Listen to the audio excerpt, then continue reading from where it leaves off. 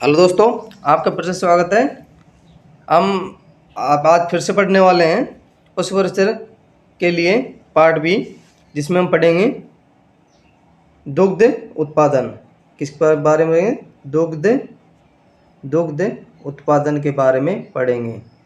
दुग्ध उत्पादन अध्याय 6, दुग्ध उत्पादन अध्याय 6 के बारे में पढ़ेंगे। ज़्यादा देर नहीं करते, स्टार्ट करते हैं। भारत में राष्ट्रीय दुग्ध दिवस प्रतिवर्ष 26 नवंबर को मनाया जाता है। कब मनाया जाता है? 26 नवंबर को मनाया जाता है। मानव स्वास्थ्य के लिए हानिकारक जीवाणुओं से मुक्त दुग्ध उत्पादन से ही स्वच्छ दूध उत्पादन कहते हैं।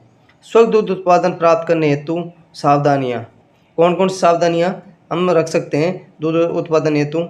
चलिए देखते हैं।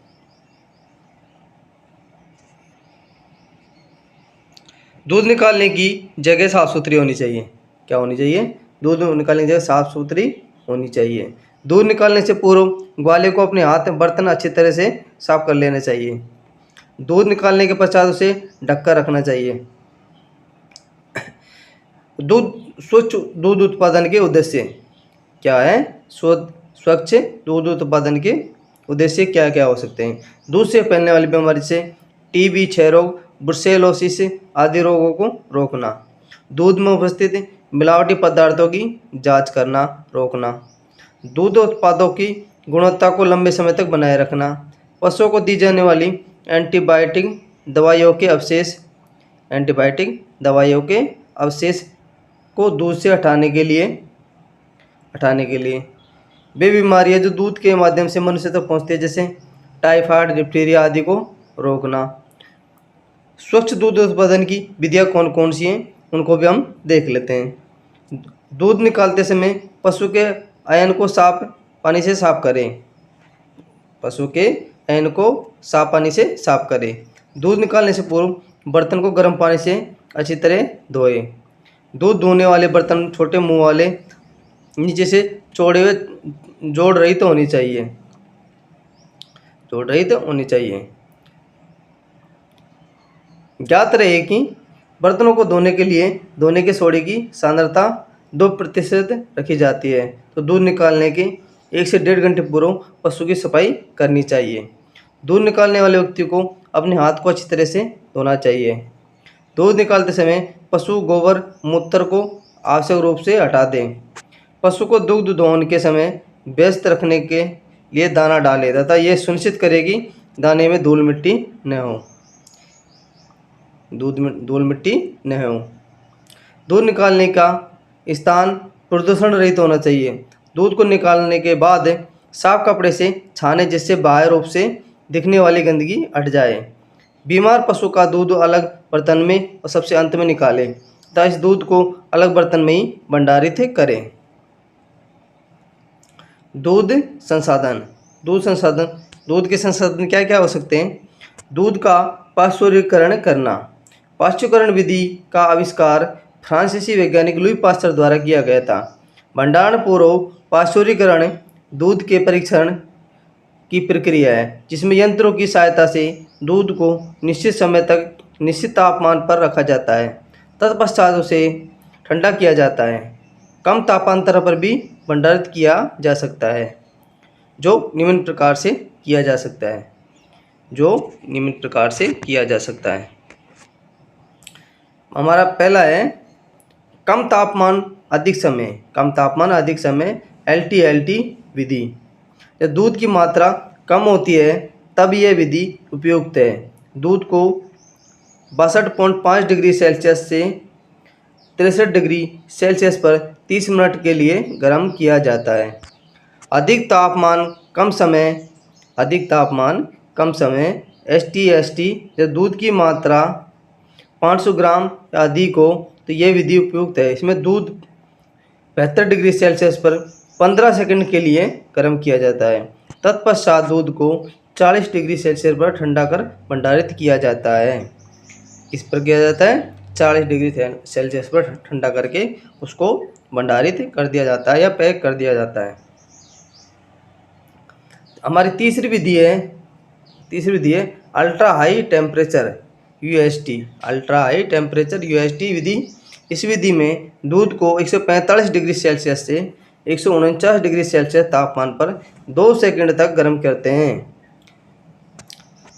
निर्मजीकरण जीवाणु हनन। निर्मजीकरण जीवाणु हनन, इस विधि में हानिकारक लाभदायक दोनों जीवाणु नष्ट हो जाते हैं। इस दूध को लंबे समय तक संरक्षित किया जा सकता है। इस दूध को 115 डिग्री से 120 डिग्री सेल्सियस तापमान पर 30 मिनट के लिए गर्म किया जाता है। गर्म करने के पश्चात उसको ठंडा किया जाता है। इस प्रक्रिया से दूध का स्वाद बदल जाता है। इस दूध को छोटे बच्चे आसानी से पचा सकते हैं। क्या कर सकते हैं? छोटे बच्चे आसानी से पचा सकते हैं। अवशीतन या चीलिंग विधि। अवशीतन या चीलिंग विधि में क्या किया जाता है? अवशीतन चीलिंग विधि में इस प्रक्रिया में दूध को 4 डिग्री सेल्सियस तापमान पर ठंडा करते हैं। ये दूध 10 से 12 घंटे तक संरक्षित रहता है। दूध में उपस्थित जीवाणु 10 से 40 डिग्री सेल्सियस तापमान पर शीघ्र वृद्धि करते हैं। हमारी नेक्स्ट विधि है समांगीकरण। समांगीकरण विधि में इस प्रक्रिया में वसा गोलिकाओं को छोटे छोटे कणों में विभाजित कर दिया जाता है। इससे दूध को संग्रहित करते समय दूध पर वसा एकत्रित नहीं होती है, पूरे दूध में समान रूप से घुल जाती है। दूध परीक्षण के समय रासायनिक भौतिक परीक्षण। दूध परीक्षण के समय रासायनिक एवं भौतिक परीक्षण कौन कौन से?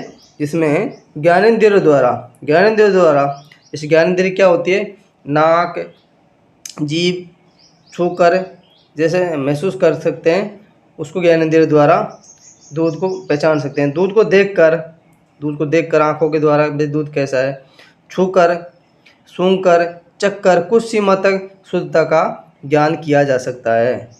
COP परीक्षण में क्या होता है? इसमें CLOT बॉइलिंग परीक्षण भी कहते हैं। यह दूध में खींच की मिलावट का पता लगाने के लिए किया जाता है। खींच की मात्रा का मिलावट का पता लगाने के लिए किया जाता है। लैक्टोमीटर द्वारा इस यंत्र द्वारा दूध की शुद्धता की माप की जाती है। दूध की शुद्धता क्या की जाती है? माप की जाती है। अंशा परीक्षण में भैंस के दूध में जल मिलाकर गाय का दूध कहकर बेचने की स्थिति में यह परीक्षण किया जाता है। नाइट्रेट परीक्षण, ये दूध में जल की मिलावट का पता लगाने के लिए किया जाता है। आयोडीन परीक्षण में यह दूध में स्टार्च का पता लगाने के लिए किया जाता है कि स्टार्च की मात्रा कितनी है। ज्ञात रहे कि भारत सरकार की स्टेप योजना के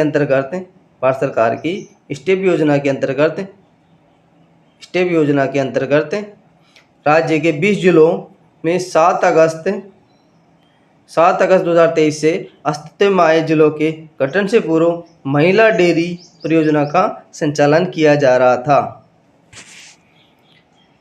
दोस्तों, आज की ये क्लास थी पशुओं में दुग्ध उत्पादन के बारे में। आपको हमारी क्लास कैसी लगी है? अगर अच्छी लगी है तो चैनल को ज़रूर सब्सक्राइब करें और अधिक से अधिक लोगों में शेयर करें। मिलते हैं अगली क्लास में, तब तक के लिए हम आपके उज्जवल भविष्य की कामना करते हैं। थैंक यू, धन्यवाद।